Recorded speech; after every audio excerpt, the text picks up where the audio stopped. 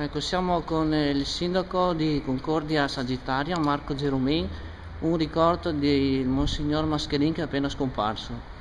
Il ricordo più fresco è quello delle celebrazioni per il 150° anniversario dell'Unità d'Italia che insieme con lui abbiamo condiviso giovedì scorso.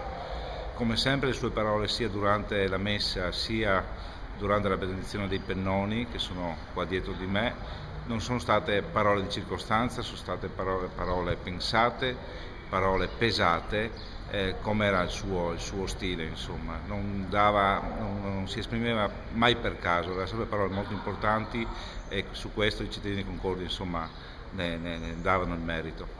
E i suoi rapporti con il Monsignore, nonostante la sua sia un'amministrazione di centro-sinistra, com'erano? Guardi, quando un amministratore pubblico deve essere il più possibile obiettivo. I rapporti con il Monsignore erano eccezionali, anzi insieme con lui abbiamo gestito, risolto anche situazioni di persone, di famiglie che erano in notevoli difficoltà e insieme abbiamo trovato una soluzione perché questi avessero una vita più dignitosa.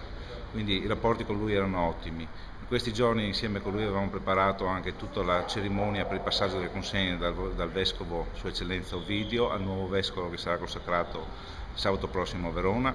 Con lui dovevamo recarci insieme a Verona, con lui dovevamo recarci insieme il 3 di aprile a Pordenone per il saluto del Monsignor Vescovo Ovidio Poletto, con lui dovevamo accogliere il nuovo Vescovo il 10 di aprile. Quindi sotto questo aspetto i rapporti fra istituzione pubblica e istituzione religiosa erano ottimi.